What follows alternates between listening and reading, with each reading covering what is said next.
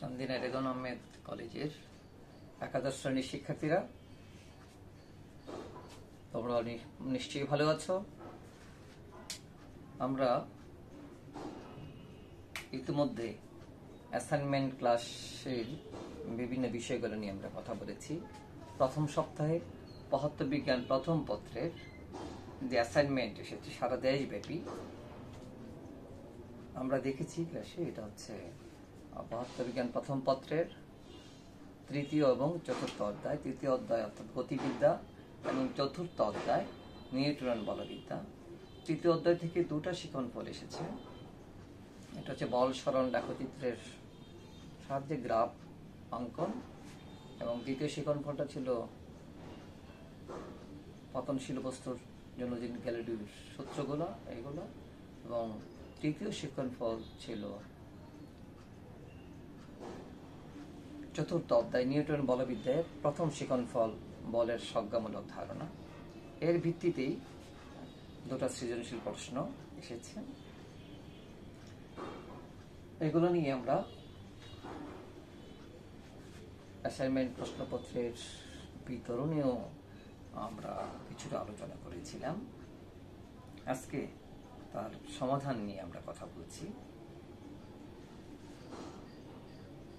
প্রথম যে শিক্ষণফল দেখেছ, তোমরা সবাই প্রশ্ন লক্ষ্য করেছ, একটা চিত্র আছে ফিগার 1, এর কথা পড়ে জানতে চাওয়া হয়েছে। প্রথম যে শিক্ষণফল সেটা ছিল যে তুমি 20 মিটার পার সেকেন্ড বেগে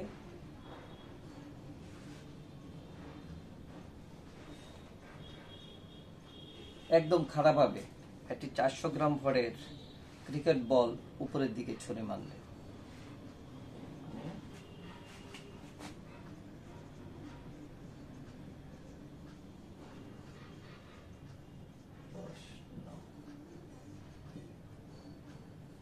বলল তুমি খাড়াখাড়ি ভাবে ক্রিকেট বল, যার ভর হচ্ছে 400 গ্রাম, উপরের দিকে ছুঁড়ে মারলে।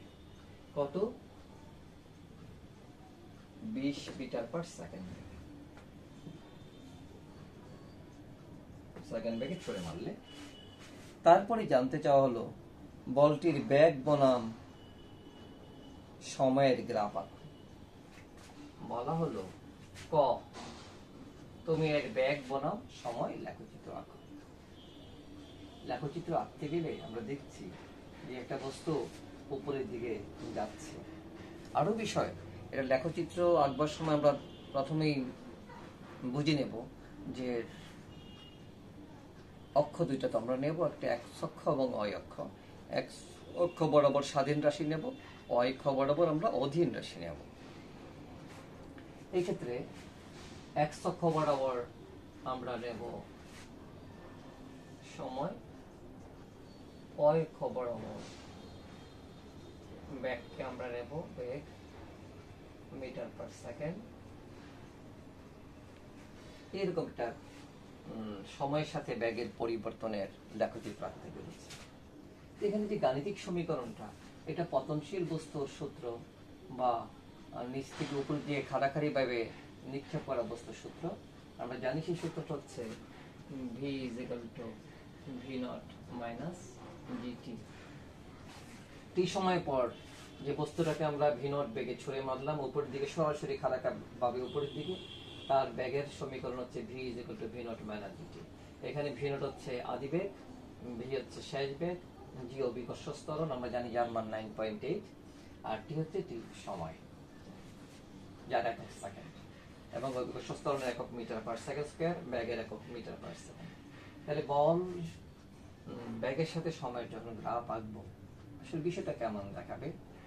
আমরা দেখছি একটা বস্তুকে যখন উপরের দিকে ছুড়ি, তার সর্বাধিক উচ্চতায় যাবার সময়, মানে time to go at maximum height, সর্বাধিক উচ্চতায় যাওয়ার সময় কতখানি উঠবে, সেই সময়টা যদি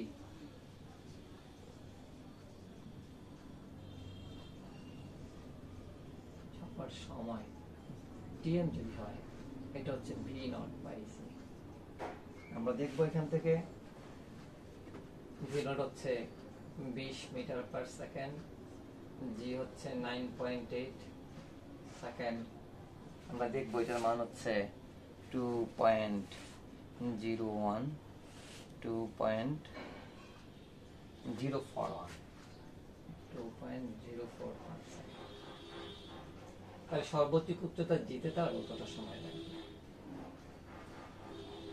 এখন দেখো যখন আমি উপরের দিকে ছুটছি বস্তুটা সর্বাধিক উচ্চতা পর্যন্ত উঠবে, ওঠার পর কিন্তু আবার নিচের দিকে নেমে আসবে। গ্রাফের মধ্যে আমরা এই বিষয়টা দেখব। এবং যখন বস্তু উপরের দিকে উঠছে তখন কিন্তু বস্তু যাচ্ছে সমমন্দনে, সর্বাধিক উচ্চতায় উঠে আবার যখন নিচের দিকে নেমে আসবে তখন আসবে সমত্বরণে। সমমন্দনে উপরের দিকে যখন উঠছে তখন তার ব্যাগটা কমে যাবে। আপনি মনে করো এই যে জায়গাটা, এটা হচ্ছে v0, যার বেগ হচ্ছে মান হচ্ছে 20 মিটার পার সেকেন্ড।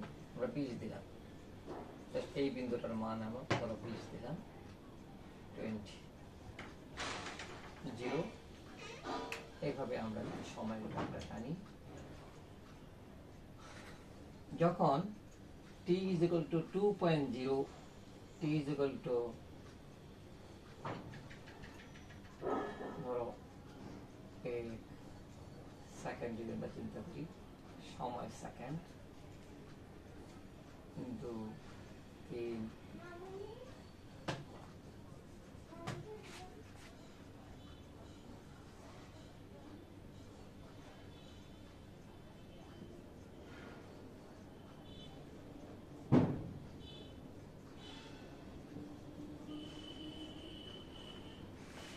আমরা দেখব 2.041 প্রায় কাছাকাছি সময়টায় এটা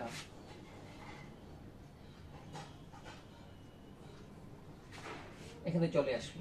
মানে কি এখান থেকে 2.041 সেকেন্ড, মানে এটা আমরা ধরছি কি উপর দিকে উঠছে, উল্টো কিন্তু গ্রাফটা হচ্ছে, মানে 2.041 সেকেন্ড পরে তার বেগ হয়ে যাচ্ছে 0, কারণ আমরা জানি সর্বাধিক উচ্চতায় বেগ হয়ে যায় 0। আমরা পরবর্তী ক্ষতে কিন্তু তার উত্তর দেব। তারপর সে উপরের দিকে উঠবে কতখানি, 2.041 মানে 4.082, প্রায় কাছাকাছি। আমরা যদি এখানে পয়েন্টটা নির্ধারণ করে রাখি,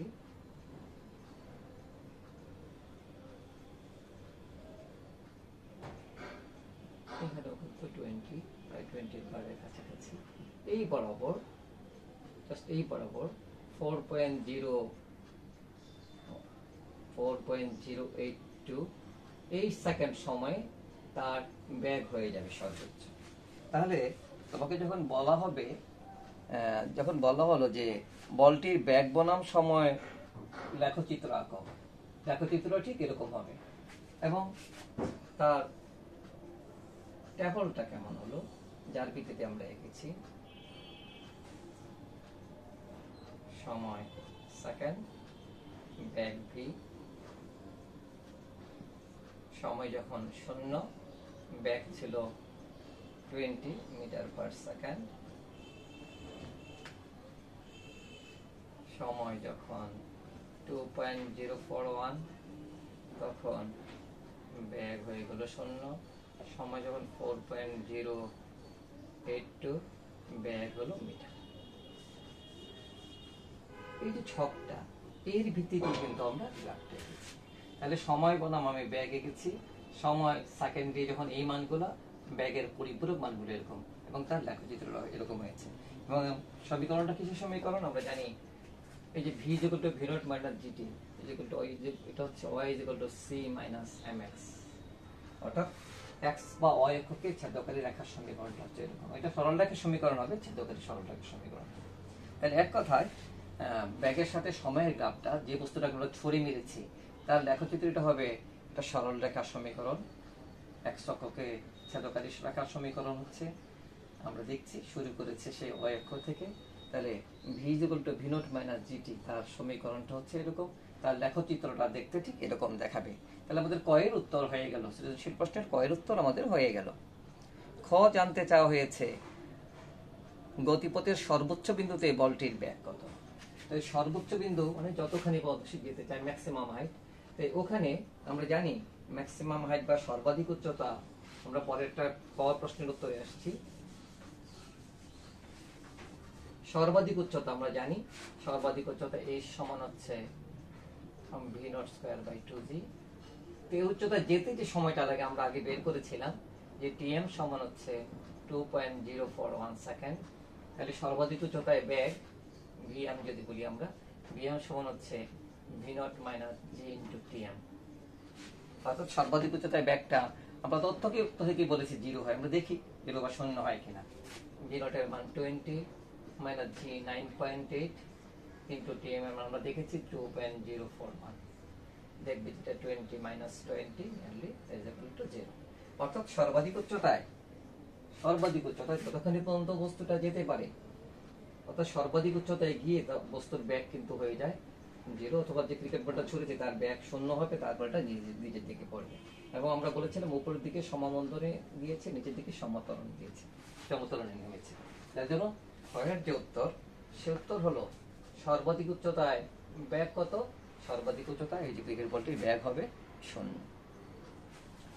তারপর চাওয়া হয়েছে যে সর্বাধিক উচ্চতায় ত্বরণ কত। আমরা সমীকরণটাই পেয়েছি v সমান v0 - gt। আমরা জানি ত্বরণ হচ্ছে বেগের পরিবর্তন। ত্বরণকে যদি a বলি, a সমান হচ্ছে আমরা জানি ddt of v। তাহলে এটাকে যদি ddt of v মানে v0 - g করে ফেলি আমরা, ddt of v0 minus ddt of gt। ধ্রুবরাশির ব্যবকলন সবসময় 0 হয়, মাইনাস g ধ্রুবরাশি বের করে নেব, ddt of t এর মান হচ্ছে 1। তাহলে এটা হয়ে যাবে -g। তাহলে সর্বাধিক উচ্চতায় ত্বরণ কি হবে?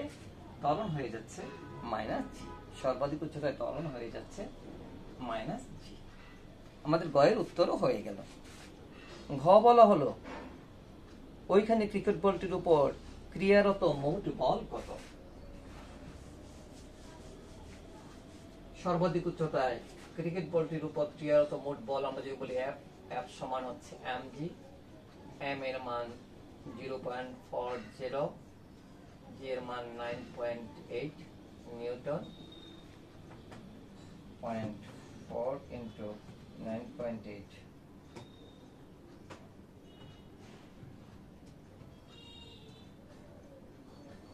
3.92 নিউটন। তাহলে প্রথম দিকের অংশটা যে উদ্দীপকের প্রথম দিকের অংশটার আমরা 4টা উত্তর পেলাম। যে ব্যাগ বনাম সময় লেখচিত্র এঁকেছি, বর্ণনা করেছি। তারপর দ্বিতীয়ত আমরা এঁকেছি যে আমরা ক্ষয়ের প্রশ্ন ছিল সর্বাধিক উচ্চতায় ব্যাগ কত, আমরা বের করেছি সর্বাধিক উচ্চতায় ত্বরণ কত, -g মানে 9 অভিকর্ষ ত্বরণ -9.8 মিটার/সেকেন্ড স্কয়ার। যদি আমরা মান চিন্তা করি 9.8 মিটার/সেকেন্ড স্কয়ার। তারপরে ঘয়ের উত্তর যে বস্তুর উপর মোট বল কত, সমান mg মানে 3.92 নিউটন। তাহলে সৃজনশীল প্রশ্নের প্রথম দিকটার উত্তর আমরা দিতে পেরেছি। দ্বিতীয় যে প্রশ্নটা, যেটা টেবিলের উপর,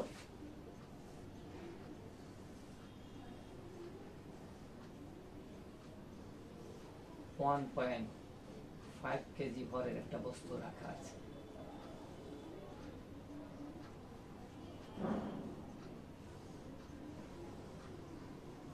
একটি সুতার সাহায্যে একটা পুলি বা কপিকল আছে, আর একটা বস্তুর সাথে একটু বেশি, এটার থেকে 2 কেজি ভরের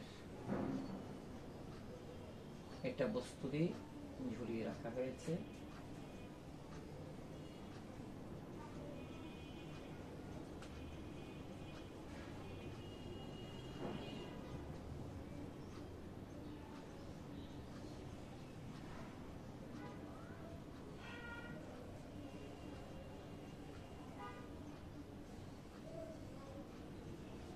টানটি টানে রাখা, এবং আমরা মনে করি এই দুটো বস্তুর সম্মিলিত ত্বরণ হচ্ছে a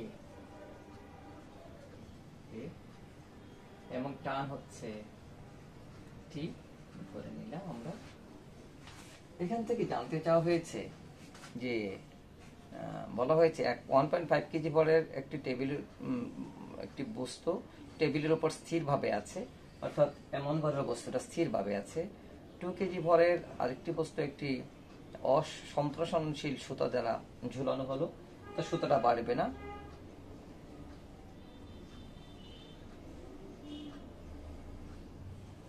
টেবিল ও ভরের মধ্যকার ঘর্ষণ সহগ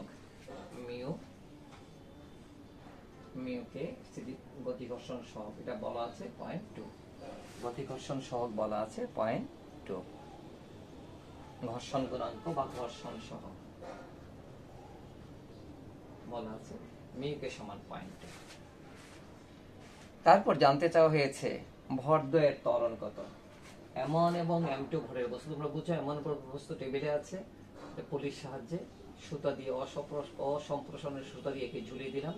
মনে করি দুইটা বস্তুর এই টানটি, দ্বিতীয় বস্তুর ভর হচ্ছে M2G, প্রথম বস্তু ওজন হচ্ছে M2G, প্রথম বস্তুর ভর M1। আমরা ভাবি এই টানের ফলে প্রথম বস্তুর দুটা বস্তুর এই ত্বরণ হচ্ছে A এবং টান হচ্ছে T। তাহলে এখান থেকে আমরা এর উত্তর দেব ও এর যে 1 নম্বর কি জানতে চেয়েছে, 1 নম্বর ভরদ্বয়ের ত্বরণ কত। ত্বরণ কত। এখন দেখো প্রথম বস্তুটার ক্ষেত্রে আমরা দেখব যে টান বেশি, T মাইনাস Fk অর্থাৎ ঘর্ষণজনিত বল সমান হচ্ছে M1।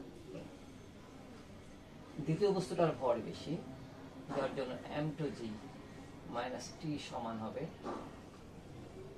কোন সূত্র থেকে আমরা করছি, আমরা জানি সামেশন অফ F সমান M এ, বলের নিউটনের যে দ্বিতীয় সূত্র ওখান থেকে আমি বলতে পারি F1 প্লাস F2 সমান হচ্ছে M। F1 ক্ষেত্রে আমরা T নিলাম, F2 এর ক্ষেত্রে কারণ ঘর্ষণ বল গতির বিপরীত দিকে কাজ করে যেন মাইনাস চিহ্ন দিয়েছি এই যে M। দ্বিতীয় ক্ষেত্রে M2G এর মান বেশি, টানের মানটা কম কারণ ঝুলছে, কিন্তু এটা সমান হচ্ছে M2।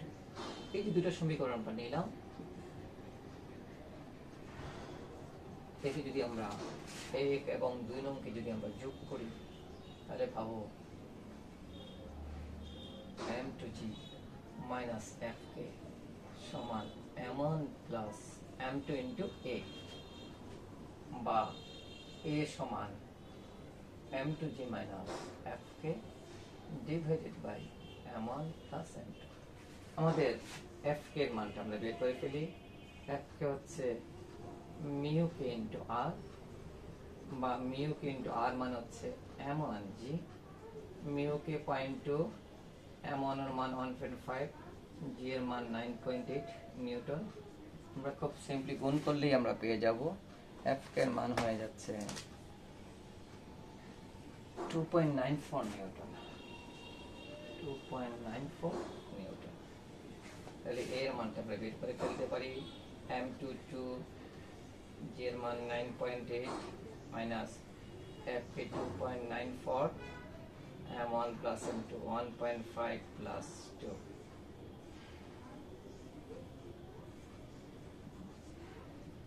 Metre per second square.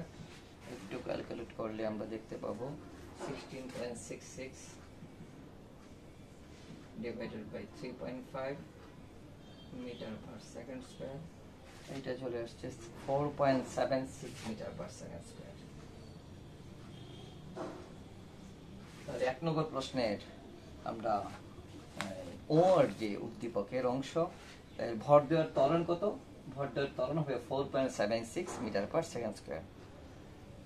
এখানে বলা হয়েছে যদি মনে করো সুতাটি অসম্প্রসারণশীল না হতো, যদি ভরের কারণে সুতাটাও দৈর্ঘ্যে বেড়ে যেত, তাহলে কি হতো, ত্বরণ কি এরকম থাকতো যে না, এই বাধাকারী বল এই ত্বরণটাকে কিন্তু কমিয়ে দিত। সুতাটি সম্প্রসারণশীল হলে তার বাধাকারী বলের মান বেড়ে যেত, যার জন্য লব্ধি ত্বরণের মান এর মানটা কমে যেত। অর্থাৎ সুতাটি সম্প্রসারণশীল হলে লব্ধি ত্বরণ এর মানটা কমে আসতো। 2 নম্বর প্রশ্ন, ও এর 2 নম্বর প্রশ্ন দেওয়া হয়েছে। ও এর 2 নম্বর প্রশ্ন চাওয়া হয়েছে টান কত। তাহলে আমরা যে সূত্রটা মাত্র লিখলাম ওখান থেকে আমরা বলতে পারি যে T minus f1 T minus f কে আমরা দেখেছি টি মাইনাস f কে ইকুয়াল টু m1 a, বা এখান থেকে আমরা বলবো টি সমান হচ্ছে f k plus m1 a, একে আমরা দেখেছি 2.94 প্লাস m1 1.5 ইন্টু a এর মান 4.76, টোটালটা হচ্ছে নিউটন। আমরা দেখবো এটার মান হবে 10.08। তাহলে ওনের 2 নম্বর প্রশ্নেরও আমরা উত্তর পেলাম। প্রতিটা স্টেপ আমাদের ভালো করে লক্ষ্য করতে হবে। 3 নম্বর স্টেপ চেয়েছে যে এর ঝুলন্ত ভরের সরণ বনাম সময় গ্রাফ আঁকো। ঝুলন্ত ভরের আমরা দেখেছি যে এর মানটা হয়েছে, ঝুলন্ত ভরের এর মানটা হচ্ছে 4.76 মিটার পার সেকেন্ড স্কয়ার। আমরা জানি গতির সমীকরণে s হচ্ছে v not t plus half at square, এর মানটা কিন্তু 0 প্লাস হাফ at স্কয়ার, মানে s is equal to half at square. এটা দিয়ে আমরা সরণ বনাম সময় রাখি, এবং আগের মতো যদি আমরা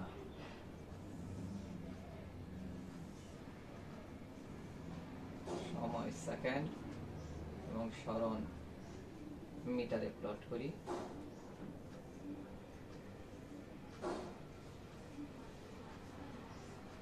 সময় যখন 0, দূরত্ব 0, 1 2 3 4টা সময় যদি নিই আমরা, প্রথম সেকেন্ডে হাফ at স্কয়ার, এটা হয়ে যাচ্ছে 2.38,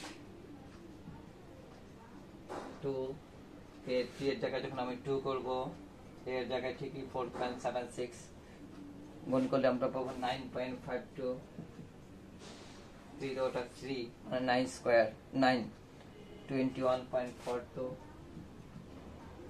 তারপর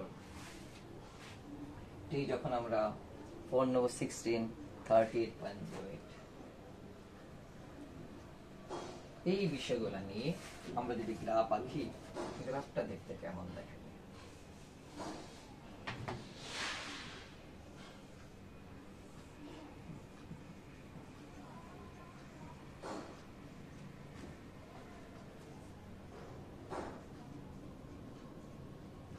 জিরো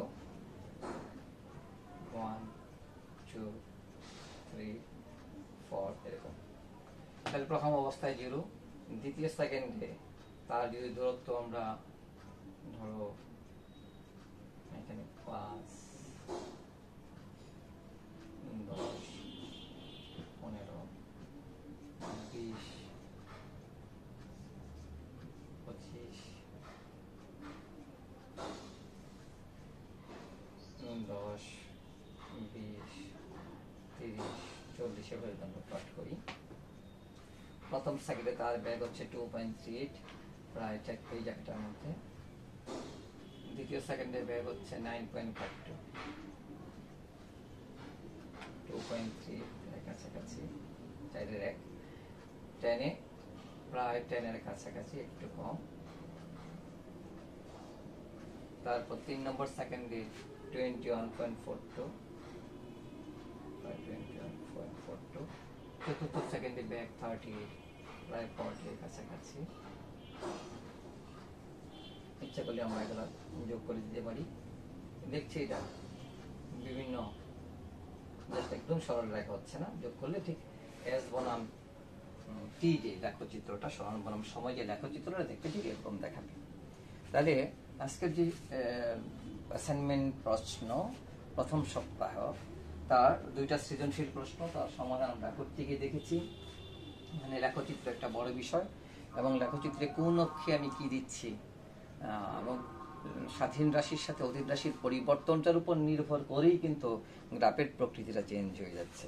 এবং এটা কিন্তু সরাসরি সরল রেখা হলো না, স্টেপ বাই স্টেপ সরল রেখা হলো যেটা আছে যেগুলো ভিনোটি প্লাস আপিটি স্কোয়ার, এটা সরল রেখাই হবে। সরাসরি যদি আমরা রাখতে চাই এটা সরল রেখাই কিন্তু হয়, কিন্তু একদম স্ট্রেট একটা সরল রেখা হলো না। তাহলে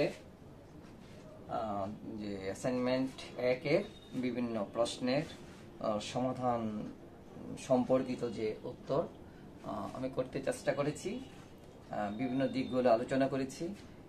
এটা একটা মডেল প্রশ্ন, এরকম অসংখ্য মডেল প্রশ্ন তোমরা বিভিন্ন বইয়ে পড়েছো, আমরাও কিন্তু আলোচনা করেছি ক্লাসগুলোয়, বিগত দিনের ক্লাসগুলোয় তোমাদের যতটা ক্লাস পেয়েছি, অনলাইন ক্লাসেও আমরা এটা আলোচনা করেছি। তাহলে শিক্ষা মন্ত্রণালয় থেকে যে নির্দেশনা এসেছে, এই নির্দেশনার ভিত্তিতেই কিন্তু পরবর্তীতে হয়তো বা, এবং তোমাদের যে অ্যাসাইনমেন্ট দিচ্ছ এটার ভিত্তিতেই হয়তো বা পরবর্তী তোমাদের ফলাফলের কার্যক্রম আগাবে। যতদিন পর্যন্ত না আমরা অফলাইন ক্লাস করতে পারছি, অ্যাসাইনমেন্ট ভিত্তিতেই আগাবে। তোমরা আগের মতো অনলাইন ক্লাস যেভাবে করছো ক্লাসগুলো থেকো, এবং অ্যাসাইনমেন্টের উত্তর যথাসময়ে কলেজে পৌঁছে দাও। শিখে বারবার বিভিন্ন বিষয়গুলো তোমরা উত্তরটা দিতে চেষ্টা করো, এবং এই প্রশ্নের উত্তরগুলো একদম পুরোপুরি ভালোভাবে শিখে রাখো, আয়ত্ত করো, আত্মস্থ করো। পাশাপাশি অন্যান্য উত্তরগুলোর দিকে তোমরা লক্ষ্য করো। তাহলে আগামী ক্লাসটা আমরা ঠিক এইভাবে আবার অ্যাসাইনমেন্টের উত্তর সম্পর্কিত বিষয়গুলো নিয়ে আমরা আলোচনা করবো। আমরা দেখো প্রাসঙ্গিক বিষয়গুলো আমরা কথা বলেছি, একটা শুধু মডেল প্রশ্ন কিভাবে উত্তরটা দিতে হয় আমরা অনলাইন ক্লাস এবং যখন প্রশ্ন বিতরণ সময়টাতেও কিন্তু আমরা আলোচনা করেছিলাম। তাহলে আজকে যারা আমার সাথে অনলাইন ক্লাসে আছো প্রত্যেককে আমি ধন্যবাদ জানাই, এবং তোমরা কিন্তু অবশ্যই কমেন্ট বক্সে শেয়ার করবে কতটা বুঝতে পেরেছো, কোথাও অস্পষ্টতা থাকলে তোমরা অবশ্যই কমেন্ট বক্সে জানাবে প্রশ্ন করে। সবাই কিন্তু অবশ্যই শেয়ার করে আমাকে বলো যে কোথায় কি প্রবলেম হয়েছে, এবং সবাই শিখে ফেলো, এটাই হবে লাভ। আর নিরাপদ সামাজিক দূরত্ব বজায় রেখে তোমরা চলো, স্বাস্থ্যবিধিটা মেনে চলো। সবাই তোমরা ভালো থেকো।